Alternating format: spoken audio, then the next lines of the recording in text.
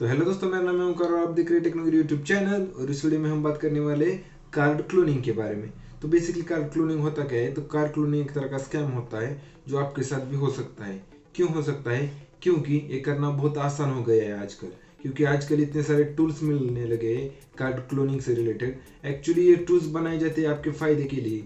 जैसे payment gateway हो गया, पेमेंट गेटवे बनाए जाते हैं मॉल्स वगैरह शॉप्स के लिए। तो उन्हीं पेमेंट गेटवे से भी आपकी कार्ड क्लोनिंग की जाती है, उन्हीं टूल्स से की जाती है। जैसे पेमेंट लेने के लिए जो टूल यूज़ किए जाते हैं, जैसे रीडर हो गया, जो कार्ड रीडर होता है उसका भी यूज़ किया जाता है कार्ड क्लोनिंग के लिए। क्योंकि कार्ड क्लोनिंग करने के लिए उस कार्ड को रीड करना ज़रूरी है, उस कार्ड को दोबारा राइट करना ज़रूरी है। तो इसके लिए जो मशीन यूज़ की जाती है उसे कार्ड रीडर एंड राइटर बोला जाता है। और वही मशीन आपके बहुत सारे शॉप्स में यूज़ की जाती है पेमेंट कलेक्ट करने के लिए। तो इन्हीं मशीन्स का यूज़ करके, इन्हीं टूल्स का यूज़ करके, इन्हीं डिवाइसेस का यूज़ करके आपके साथ ये स्कैमर्स किस तरह से स्कैम करते हैं, इसके बारे में आज बात करेंगे हम इस वीडियो में। तो सबसे पहले जानते हैं हम कि ये कार्ड क्लोनिंग किस तरह से की जाती है टेक्निकली। तो कार्ड क्लोनिंग के लिए सबसे पहले ज़रूर होता है कार्ड का डाटा। क्योंकि कार्ड का डाटा ही आपको दूसरे कार्ड में पेस्ट करके आप उसे यूज़ करेंगे। तो सबसे पहले इस तरह का एक डिवाइस होता है, आप यहाँ पे इमेज देख सकते हैं। तो इस तरह का डिवाइस होता है जिसे कार्ड रीडर कहा जाता है। तो ये कार्ड रीडर आपके कार्ड के डाटा को रीड करके उसे डिजिटल फॉर्मेट में कन्वर्ट कर देता है, जिसे आप कॉपी कर सकते हो। तो कॉपी करके उसके इस डाटा को कॉपी करके आप किसी दूसरे कार्ड में पेस्ट करेंगे, मतलब राइट करेंगे। तो इस डिवाइस से हम इसे सबसे पहले रीड करके अपने कंप्यूटर में ले लेंगे। इसका जो भी कोड होगा उसे हम अपने कंप्यूटर में ले लेंगे।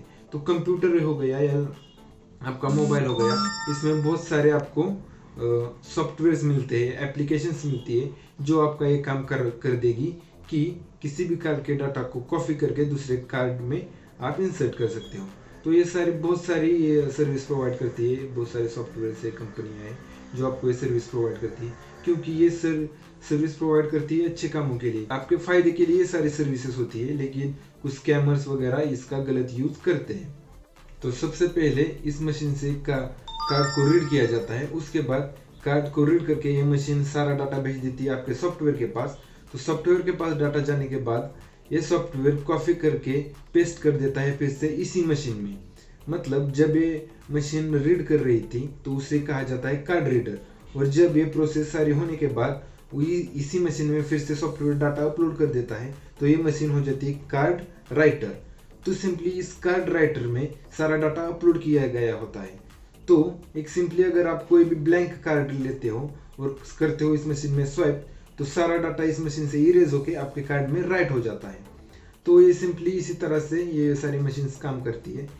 तो इसके अलावा अगर आप जानना चाहते हो कि कार्ड क्लोनिंग के लिए किस तरह की मशीन्स यूज की जाती है, किस तरह के सॉफ्टवेयर यूज किए जाते हैं, तो एक बार डिस्क्रिप्शन जरूर चेक करना।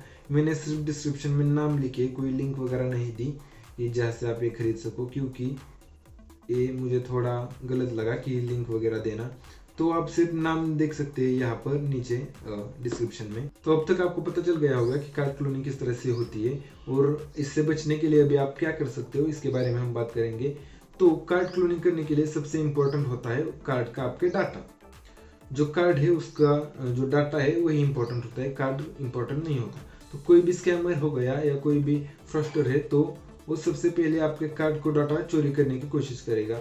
तो किस तरह से चोरी कर सकता है इसके बारे में हम बात करते हैं। तो वो सबसे पहले किसी भी एक एटीएम पे नज़र रखेगा और नज़र रखे वो उस एटीएम पे सिर्फ ये देखेगा कि कोई ऐसा आदमी एटीएम में जाए जिसे एटीएम के बारे में ज़्यादा नॉलेज नहीं है, और मतलब वो कार्ड स्कैमर उसकी मदद करने के लिए जाएगा। क्योंकि उस आदमी को एटीएम के बारे में कुछ इन्फॉर्मेशन नहीं है, तो सिंपली कोई भी कार्ड स्कैमर उसके हेल्प करने के बहाने अंदर जाएगा और उसका कार्ड लेगा। हाँ, तो कार्ड लेके वो सिंपली उसे एटीएम में डाल के निकालेगा और आपको बोलेगा कि पिन डालिए। मतलब वो अभी आप वो हो जिसको एटीएम के बारे में ज़्यादा पता नहीं है, तो वो आपको बोलेगा कि पिन डालिए और वो एटीएम निकाल के आप अपने हाथ में रखेगा। जो फ्रॉस्टर है वो एटीएम अपने हाथ में रखेगा और आप पिन डालने में बिजी होगे। और उतने में जितने में आप पिन डालते हो वो उस कार्ड है वो स्वाइप करेगा उस मशीन में जिसके बारे में हमने बात की ना, कार्ड रीडर, उसमें वो स्वाइप करेगा आपका एटीएम।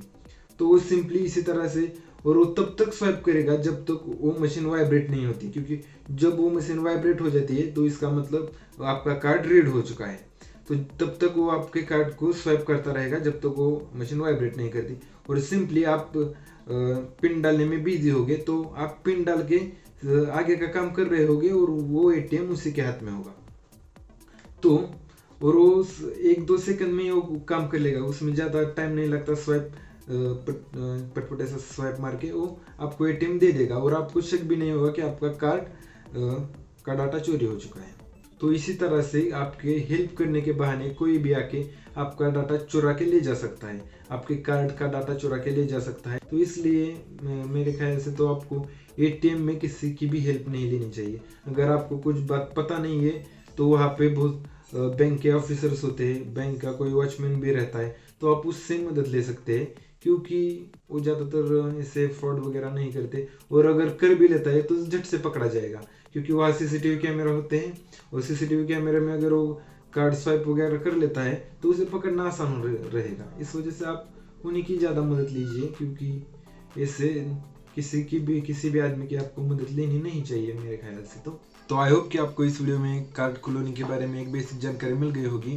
किस तरह से स्कैमर से आपके साथ ये फ्रॉड करते हैं इसके बारे में भी आपको पता चल गया होगा, और किस तरह से आप इनसे बच सकते हो इसके बारे में भी आपको पता चल गया होगा। तो अगर आप ज़्यादा जानना चाहते हो कि किस तरह से आप इनसे बचें, तो सबसे आसान है कि आप अपने कार्ड को एक अच्छे से रखें, किसी के भी हाथ में ना दे। आप कोई भी आपका फ्रेंड हो या कोई भी हो, आप अपना एटीएम कार्ड किसी के भी हाथ में मत देना। तो अगर आपको वीडियो अच्छा लगा हो तो वीडियो कर देना लाइक, और हो सके तो हमारे चैनल को कर देना सब्सक्राइब। और thank you for watching this video.